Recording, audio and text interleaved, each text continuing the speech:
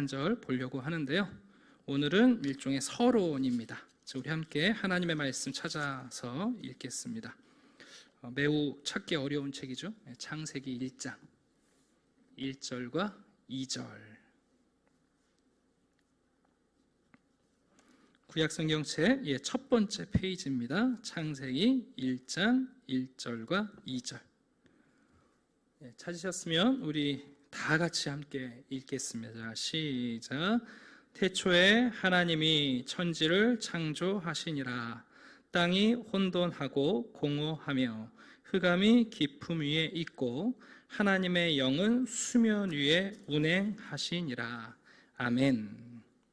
제가 좋아하는 캠벨 몰감 목사님이 창세기 주회를 시작하면서 이런 말씀으로 시작을 해요.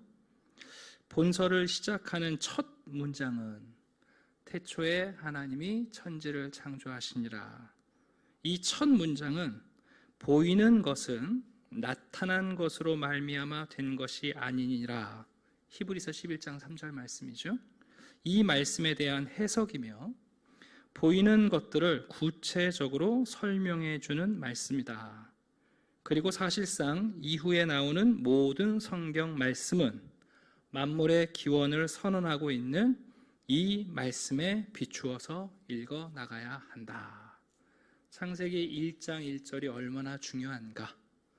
결국은 우리가 보이지 않는 믿음을 얘기할 때 보이지 않는 것을 믿는 첫 번째 단추가 뭐냐 하면 바로 창세기 1장 1절이라는 거예요. 나머지 모든 성경은 창세기 1장 1절로부터 읽어 나가야 된다는 말씀이에요. 이것을 좀 풀어서 말하면 창세기 1장 1절을 믿을 수 없다면 요한복음 3장 16절도 믿을 수 있다 없다? 없다라는 얘기예요. 그런 면에서 창세기는 매우 중요한 책입니다. 그런데 우리 성도님들께서 창세기 1장을 읽을 때 특히 어디에 관심이 많냐 하면 어떻게 창조했나, 어떤 방법으로 창조했나, 창조의 순서가 어떤가 하고, 특별히 이제 진화론과 반대되는 창조론의 근거, 지지 구절로 본문을 읽으려고 할 때가 좀 많이 있습니다. 오늘 서론적으로 첫 번째 드리고 싶은 말씀 뭐냐면 창세기는 이제 과학책이 아닙니다. 이 얘기는 창세기가 거짓말이나 신화라는 얘기가 아니라 창세기는 하나님 수준에서 우리에게 설명하는 책이 아니라 인간의 수준에서 이해할 수 있도록 하나님께서 친절하게 설명하신 책이라는 얘기예요.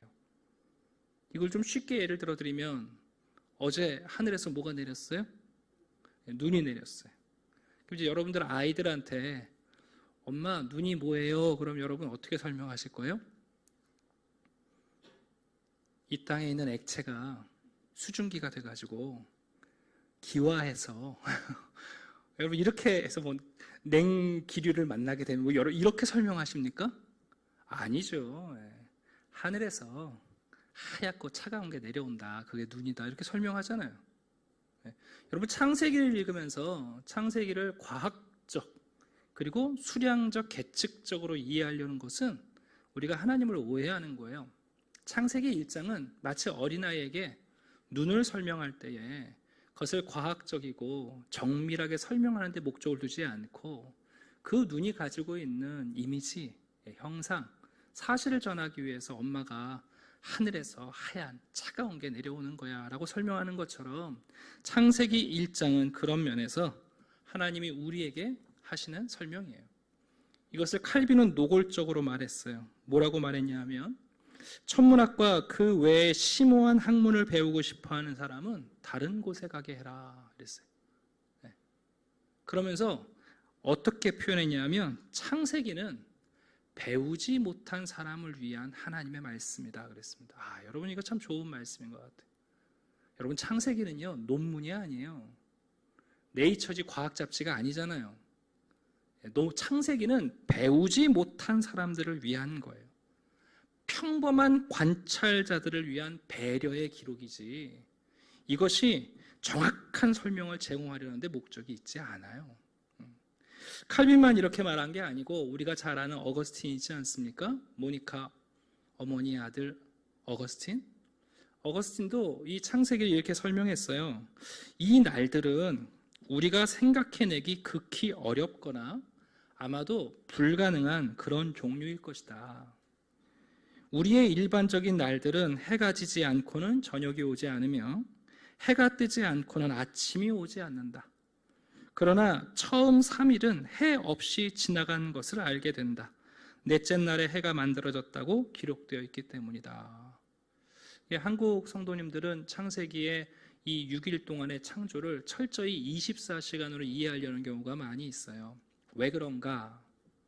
제가 지금 말씀드린 것처럼 우리가 말하는 칼빈이나 어거스틴도 그렇게 보지 않았거든요.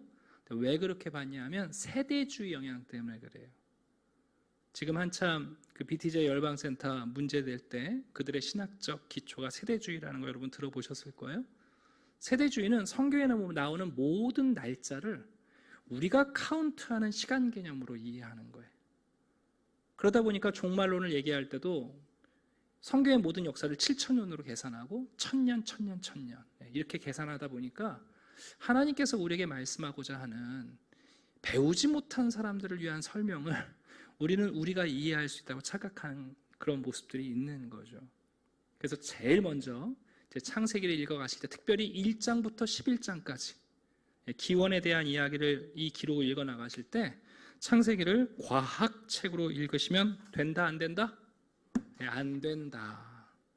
창세기는 눈이 어떻게 만들어지고 어떻게 형성돼서 어떻게 내려오는가 기상청 기록이 아니에요. 아이에게 눈이 어떻게 내려오는지를 설명하는 배우지 못한 사람들을 위한 하나님의 말씀이에요. 이렇게 겸손하게 창세기를 대하는 것이 건강한 거예요. 자, 두 번째입니다. 그러면 창세기는 배우지 못한 사람들을 위한 하나님의 말씀이니까 뭐 대충 쓰셨을까? 수준이 확 낮춰져갖고 그러면 대충 쓴 책인가? 아니에요. 여러분, 그럼에도 불구하고 창세기는요 매우 주의 깊게 기록되어 있다는 것을 보게 돼요. 우리는 물론 히브리 원어를 잘 이해하지 못합니다만은 여기 문학적 기법이나 섬세함이 아주 탁월해요. 제가 한 가지 예만 들어드리려고 그래요. 창세기 1장 1절은 모두 7단어로 되어 있어요. 히브리인들이 여러분 7이라는 숫자를 완전수로 이해하잖아요. 그리고 나서 1장 2절은 7 곱하기 2 몇 단어로 되어 있을까요? 네, 14단어로 되어 있어요. 여러분, 이 기준이 아주 철저하게 지켜져요. 각 절을 7과 관계되어 있는 숫자로 표현을 해요. 그래서 2장 1절부터 3절 이 창세기 내용을 다시 번복하는 데 가면 7호 35개의 단어로 되어 있어요. 뿐만 아니에요. 여러분 1장에 보면 하나님은 모두 7호 35 35번 등장하고 땅은 그거보다 부족한 37에 21 21번 등장하고 하늘도 정확하게 21번 등장하고 그 다음에 여기 나오는 그대로 되니라 보시기 좋았더라는 7번이 정확하게 반복돼요. 이 얘기는 여러분 이 창세기를 기록한 모세가 기록했을 텐데 아주 정밀하고 섬세하고 그리고 주의 깊게 기록했다는 것을 알게 돼요. 그러니까 창세기가 과학적인 책은 아닙니다만 그러나 이 창세기 기록을 남기기 위해서 성령의 감동을 받은 저자가 얼마나 섬세하고 한 단어 한 단어를 얼마나 신중하게 기록했는지 우리가 경외감을 가지고 대하게 돼요. 자, 그리고 한 가지 더. 창세기를 읽을 때 창세기를 읽는 가장 좋은 방법은 뭐냐 하면 창세기는 신학적인 해석이 필요하다는 거예요. 이걸 잘 이해하지 못하시는 분들이 종종 있는데 특별히 창세기 1장에서 우리에게 세 가지 중요한 사실을 가르쳐줘요. 첫 번째는 뭐냐 하면 하나님에 대하여 가르쳐주고 두 번째는 인간에 대해서 가르쳐주고 세 번째는 하나님이 창조하시고 다스리시는 하나님의 주권에 대해서 가르쳐줘요. 이 세 가지가 창세기 1장에 나오는 굉장히 중요한 세계관인데 근데 하나님에 대한 설명, 인간에 대한 설명, 그리고 주권에 대한 설명이 당시 고대 근동의 어떤 책과도 닮아 있지 않아요. 이 얘기는 무슨 얘기냐 하면 모세 당시 사람들이 만약 창세기를 읽었다면, 일반 이방인들이 창세기를 읽었다면 깜짝 놀랐을 거예요. 당시 대부분의 고대 근동의 문화가 가지고 있던 종교라든가 신화와는 전혀 달라요. 당시 사람들이 이해했던 인간관과 완전히 달라요. 당시 사람들이 가지고 있던 섭리관하고 창세기는 완전히 달라요. 이게 아주 중요한 거예요. 그래서 창세기는 신학적인 해석이 필요해요. 얼마 전에 제가 아는 목사님께서 재밌는 영상을 하나 보내주셨어요. 여러분 개그맨 강유미 씨 혹시 아세요? 뭐 아주 유명하지는 않으신지 잘 모르겠는데, 그 강유미 씨가 그 문제적 남자라는 프로에 나와서 이렇게 문제를 풀면서 자기 이야기를 하는데, 이 개그맨 강유미 씨가 3개 국어를 하는 분이더라고요. 개그맨이라고 이렇게 우리가 웃고 보지만 똑똑한 분인 것 같아요. 근데 이분이 무슨 얘기를 하면 자기가 최근에 히브리어를 배우고 있다고 고백을 해요. 거기 있던 패널들이 아니 히브리어 언어를 배워서 뭐에 쓰려고 배우냐 그랬더니 강유미 씨가 크리스찬인 것 같은데 성경을 원어로 읽고 싶어서 요즘 히브리어를 배운다는 거예요.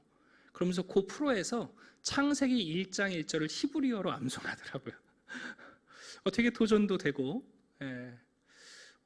야 이런 분들이 있구나 하면서 여러 가지 생각을 좀 했어요. 그러면서 한 가지 우려를 했던 것은 뭐냐면, 창세기, 특별히 구약 성경에 여러분 히브리어를 잘하면 성경을 잘 이해할 수 있는가? 히브리 언어를 마스터하면 성경을 정말 모두 다 이해할 수 있는가? 그렇지 않다는 거예요. 그래서 창세기는 신학적 해석이 필요해요. 여러분 단어라는 거 종종 목사님들이, 저도 참 주의하는데 이제 원어 이야기를 자주는 안 하려고 하는데요. 그래도 어쩔 수 없이 뉘앙스가 좀 다를 때가 있어서 표현합니다만, 여러분 사전적 단어의 정의하고 그 문장과 그 글에서 의미는 항상 같지 않거든요. 그러니까 히브리어를 우리가 다 마스터했다고 해서 창세기를 제대로 이해한다는 것은 우리의 바람일 뿐이지 사실은 아니라는 얘기예요. 제가 지금부터 그 예를 좀 들어드리려고 해요. 좀 어려울 수도 있고 딱딱할 수 있는데 뭐 창세기 여러분들이 너무나 잘 아는 말씀일 테니까 그래도 한 걸음 더 깊이 들어가 보는 게 저도 준비를 해야 될 것 같고 우리 성도님들에게도 유익이 될 것 같아서 이렇게까지 하는 겁니다. 여러분 한번 예를 들어 보겠습니다. 우리 1장 1절 한번 볼까요? 어떻게 시작하죠? 첫 단어가 뭐예요? 태초에. 이해 못하시는 분 아무도 없죠? 그럼에도 불구하고 히브리 언어로 이 베레시트라는 태초에라는 말은요 너무 다양하게 해석이 돼요.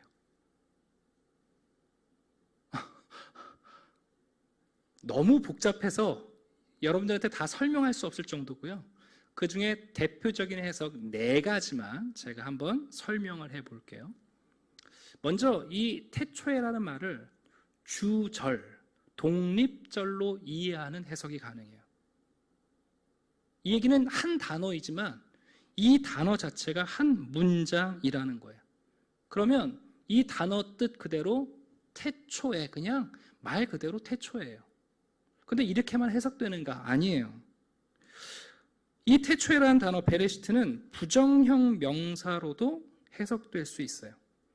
그때의 태초에라는 말은 이 문장에서 맨 먼저, 처음에 이렇게 해석할 수 있어요. 이해가시죠? 네. 태초라는 게 시간적으로 근원을 얘기하는 게 아니라 이 문장 전체에서 맨 먼저, 처음으로 이렇게 해석될 수 있는 거예요. 가능성이 있어요. 세 번째는 뭐냐면 이 태초에를요 독립 단어가 아니라 연계형으로 해석할 수도 있어요. 그럼 이게 무슨 얘기가 되냐 하면 뭐뭐 할 때에 라고 해석이 가능한 거예요. 그래서 2절 땅이 혼돈하고 공허하며 흑암이 깊음 위에 있을 때에 하나님이 천지를 창조하신다, 이렇게 해석할 수가 있는 거예요. 실제로 영어 성경 같은 경우는 이렇게 해석한 성경 해석들이 꽤 있어요.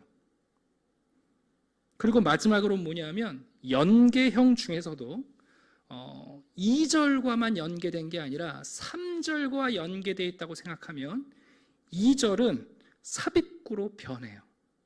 하나님이 이르시되 빛이 있으라 하시니 빛이 있을 때에, 이렇게. 태초에라는 단어를 이해 못할 건 하나도 없지만 여러분, 이것을 어떻게 해석하는가 하는 것은 원어를 안다고 해서 결정되어지지 않는 거예요. 제가 지금 이 예를 들어드리는 거예요. 히브리 언어를 마스터하고 나면 성경을 정확히 이해할 수 있는가? 어떤 목사님들이 원어를 막 나열하면서 이게 진리라고 말할 때 사전적인 것으로 이 진리를 파악할 수 있는 게 아니라는 말씀을 드리는 거예요. 제가 지금 설명해드린 내용은 여러분들은 납득하지만 모든 고전 히브리학자들과 현대 히브리학자들이 다 인정하는 해석이에요. 이게 왜 더 중요하냐? 제가 이제 다음 주에 설명할 텐데, 만약에 이거를 독립절로 설명하든가 연계형으로 설명하게 되면 이 태초 1절과 2절 사이에 사단의 타락이 있었느냐? 아니면 사단의 타락이 그 전에 있었느냐? 이렇게까지 신학적 해석들이 달라지기 때문에 그래요. 그러니 여러분, 히브리어 언어를 이해한다고 해서 성경을 이해하는 것은 완전하지 않아요. 그래서 창세기는 신학적 해석이 필요한 책입니다. 이해가 좀 가시죠? 그래서 우리는 이 창세기를 시작하기 전에 이제 오늘 서론적으로 세 가지를 우리의 신앙으로 선포하고 이제 이 창세기를 시작하려는 거예요. 그 세 가지가 뭐냐 하면 하나님에 대해서, 인간에 대해서, 그리고 하나님의 주권에 대해서 우리가 선포하는 우리의 신앙 안에서 성경을 읽어가려고 하는 거예요. 이게 굉장히 중요해요. 재밌는 것은 제가 아까 서두에 말씀드린 것처럼 이 창세기 1장에 나오는 이 내용이 고대 근동의 신화와 아주 극명히 대비가 돼요. 하나님께서 참 감사한 것은 우리에게 이 창세기라는 책만 잘 보존해서 우리에게 주신 게 아니라 바벨론의 신화들도요, 잘 보존해서 우리에게 함께 주셨어요. 참 하나님께 감사한 게, 여러분, 창세기 본문만 우리에게 전달해 주신 게 아니고 당시 바벨론의 신화들, 고대 근동의 신화들도요, 잘 보존해서 우리에게 전달해 주셨어요. 그 중에서 대표적인 것이 길가메시라고 알려져 있는 에누마 엘리시라는 신화예요. 이것은 고대 근동의 최고신이라고, 특별히 바벨론의 최고신이었던 마르둑스 또는 마루둑이라고 하고, 우리가 반농담으로 말뚝신이라고 하는데요, 이 마루둑신의 자서전이 남아 있어요. 그리고 또 한 가지는 그 아트라하시스라는 신화가 또 남겨져 있어요. 제가 이거를 잠깐 설명해 드리려고 하는데, 과연 창세기에 나오는 하나님, 인간의 창조, 그리고 우주의 주권과 섭리가 성경이 말하는 것과 당시 고대 근동의 대부분의 사람들이 갖고 있던 생각이 얼마나 다른지를 여러분 한번 지금부터 상상하시면서 들어주시면 좋을 것 같아요. 자, 먼저 에누마 엘리시, 길가메시에 나오는 마르둑 신의 자서전 이야기를 좀 해드리려고 합니다. 고대 근동에는요, 다신론이에요. 많은 신들이 있었어요. 근데 특별히 그 신들의 세계는 평화로운 세계가 아니에요. 우리가 세대 갈등을 겪듯이 고대 근동의 신들은요, 기성신들과 새로운 세대의 신들이 끊임없이 전쟁을 하는 세계관을 갖고 있어요. 그 가운데 에아라는 남신과 담키나라는 여신이 결혼을 해서 그 사이에 낳은 아들이 바로 바벨론의 최고신이라고 말하는 마르둑이에요. 자, 근데 이 마르둑이 매우 젊은 신인데 당시 바벨론의 최고 여신이었던 티아마트에게 도전을 합니다. 그래서 이 티아마타로 하여금 입을 다물지 못하도록 바람을 불어넣은 다음에 그 입에다가 활을 쏴가지고 그 활이 티아마타 여신의 심장을 꿰뚫어요. 그래서 이 젊은 마르둑이라는 신이 당시 최고의 여신인 티아마타를 죽이게 돼요. 그래서 이 여신을 반 조각 내갖고 한 조각으로는 하늘을 만들고 한 조각으로는 땅을 만들었어요. 그리고 이 마르둑이 일종의 신들의 세계를 평정하고 나서 어떻게 신들의 마음을 달랠까 고민하고 있을 때 아버지 신이었던 에아 신이 마르두게가에 와서 이렇게 얘기를 해요. 야, 저 많은 젊은 신들이, 하급 신들이 신들을 섬기느라고 너무 고되고 쉬지를 못하니까 너 이 신들이 안식할 수 있도록 신과 닮은 인간을 만들어서 신들을 섬기게 하면 이 모든 신들이 좋아할 거다, 이렇게 제안을 합니다. 그래서 마르둑 신이 그거 좋은 생각입니다 하고, 그런데 그 인간을 어떻게 만들면 좋을까요? 그럴 때 에아가 얘기를 하죠. 그 티아마타 신의 군대 장관이었던 킹쿠를 죽여서 그 피로 인간을 만들면 신들의 일을 대신할 수 있다. 그래서 킹쿠를 죽여가지고 인간을 만들어서 신을 섬기게 해요. 그러니까 이 신화에서 인간을 왜 만든 거예요? 신을 섬기라고 만든 거예요. 그전에는 신들이 다른 신을 섬기느라고 힘들었는데 인간 때문에 신들이 이제 여유를 누리게 됐다는 거예요. 그래서 다른 신들이 너무 좋아해가지고 이 마르둑 신을 위해서 바벨론의 웅장한 신전을 지어주었다. 이게 이제 이 길가메시의 일부분의 내용이고, 나머지는 마르둑의 50가지 이름이 쭉 나와요. 어떤 전쟁에서 어떤 용맹을 떨쳐서 이런 이름을 얻게 되고, 이게 쭉 나와요. 그러니까 이제 바벨론의 교육은 뭐냐면 그 마르둑 신의 50가지 이름을 다 암송하고 그 50가지 이름을 시의적절하게 부르는 것이 바벨론의 교육이었어요. 여러분, 이게 당시 고대 근동 바벨론, 그리고 아브라함이 살다가 나왔던 메소포타미아의 가장 위대한 신화예요. 지금까지도 그 본문이 그대로 전해져 내려와요. 토판으로. 또 한 가지는 아트라하시스라는 신화인데요. 이 신화는 어떻게 시작하냐면 하급 신들이 상급 신들을 위해서 음식을 제공하느라고 수고하는 장면으로 시작해요. 그래서 3600년 동안 하급 신들이 상급 신들을 위해서 노동을 하다가 열받았어요. 그래갖고 상급 신인 엘림에게 저항하기로, 반역하기로 결정을 해요. 근데 하필이면 그날 이 엘림 신이 잠이 들어가지고 문지기였던 누스쿠라는 신이 이 엘림 신을 깨워요. 큰일 났습니다. 상급 신들을 먹여 살리던 저 하급 신들이 데모를 일으킵니다. 그러니까 이 엘림이라는 신이 많은 신들을, 상급 신들을 모아가지고 회의를 합니다. 회의를 해서 그 중에 에아라는 신이 뭘 얘기하냐면 타협하기를 얘기해요. 야, 우리가 저 하급 신들을 어떻게 하면 큰일 난다. 우리가 일종의 타협을 하자. 그리고는 그 타협의 방법이 뭐냐 하면 일라웰라라는 신을 죽여가지고 그 피를 흙과 섞어서 그 혼합물로 7쌍의 인간을 만드는 거예요. 근데 7쌍의 인간 모두 14명인데 여신 14신의 자궁을 통해서 인간을 만들어요. 그리고 이 인간으로 하여금 하급신들이 했던 일을 하게 만듭니다. 자, 이 인간들이 600년 동안 잘 신들을 섬기는데 문제는 뭐냐면 인간의 번성 능력이 너무 강한 거예요. 그래갖고 신들이 이제는 인간의 소리 때문에 잠을 잘 수 없어요. 요즘 우리 층간소음처럼. 그 신들이 또 회의를 해요. 인간이 너무 많다. 어떻게 할까? 그래서 인간의 수를 조절하기 위해서 1차 시도로 전염병을 내리고 2차 시도로 홍수를 내려요. 인구 조절 방식이에요. 신들이 결정한.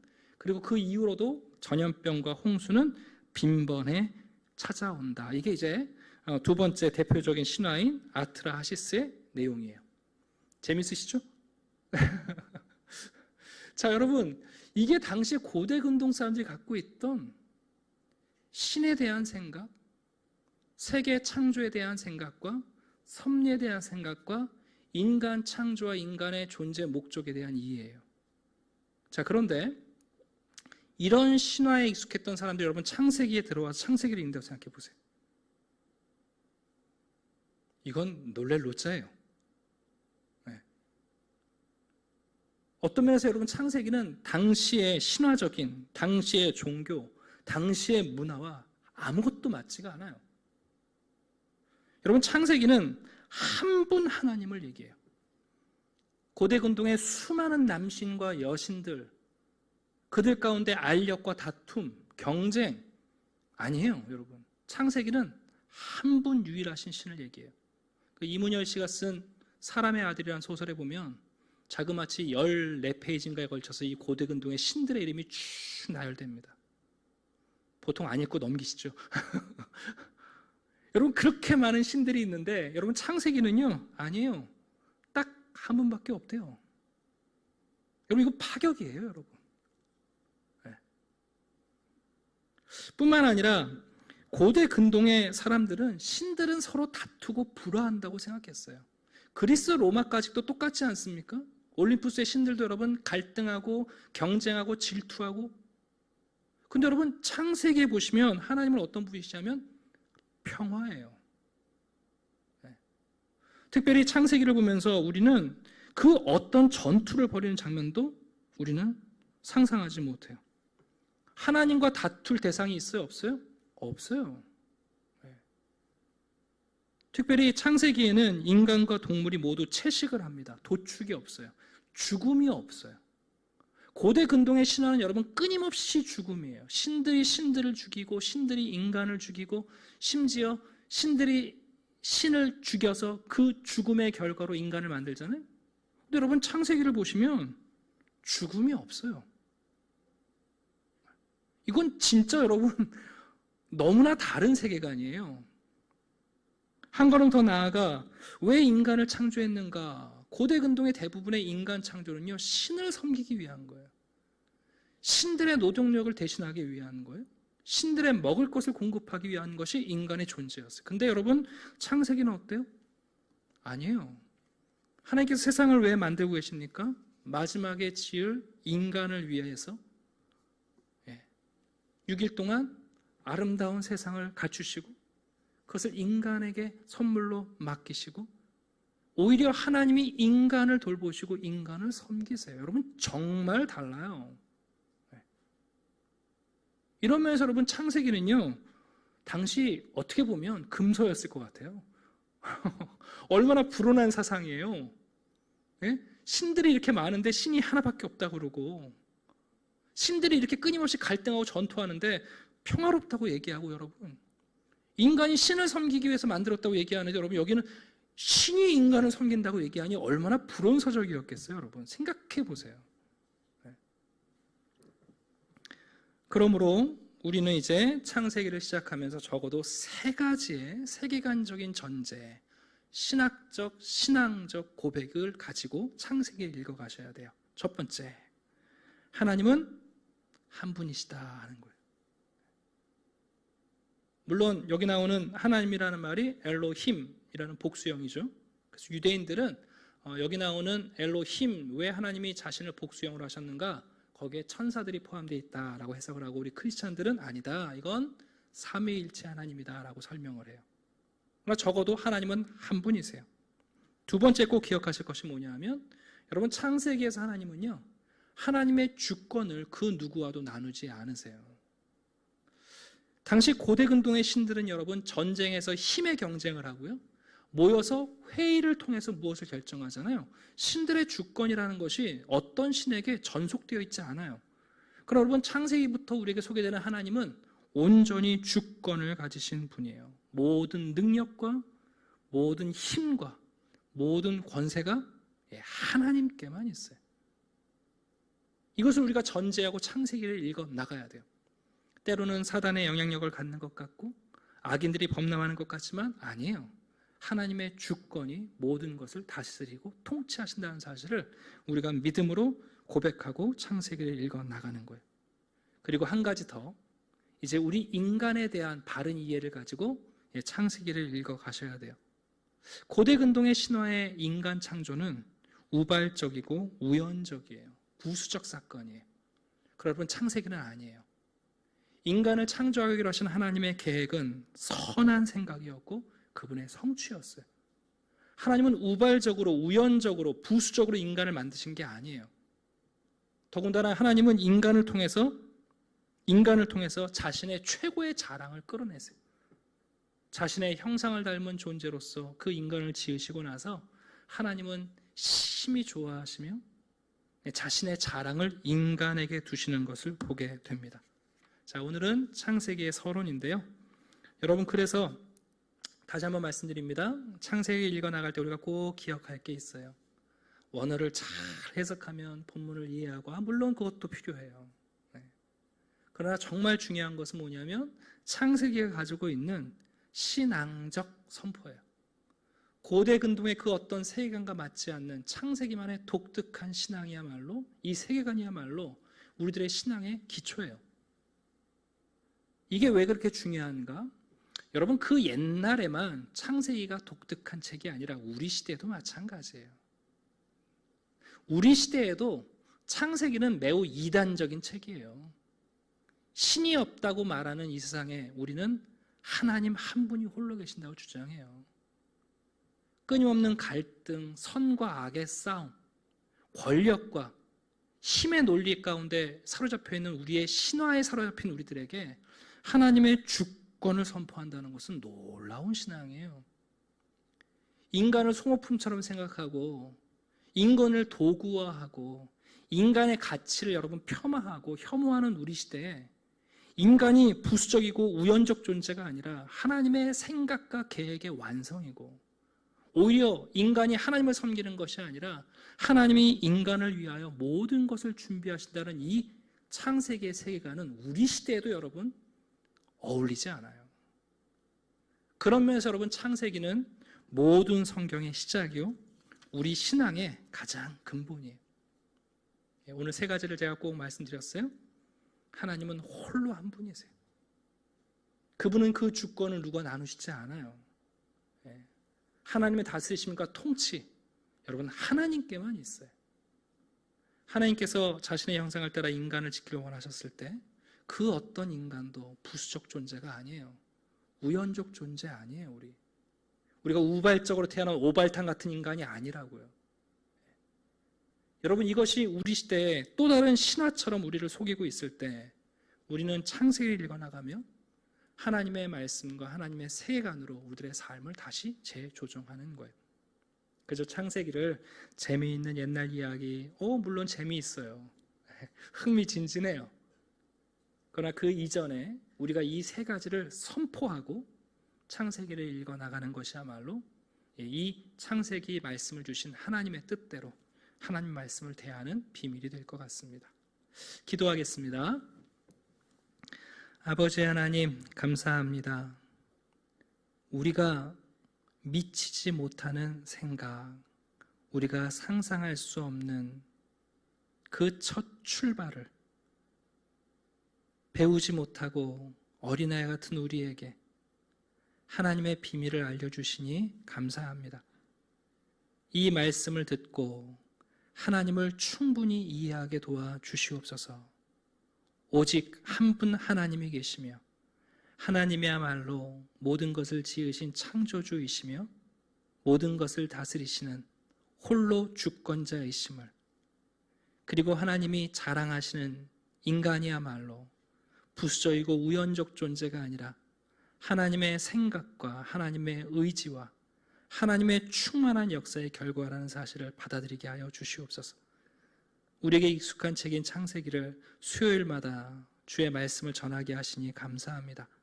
주님, 새롭게 듣게 하시고 새롭게 보게 하시고 우리 시대의 미신과 신화 같은 삶에 우리의 생각을 빼앗기지 말게 하시고 이 창세기에서 선포하시는 주님의 진리를 따라 우리들의 신앙을 재조정할 수 있게 도와주시옵소서.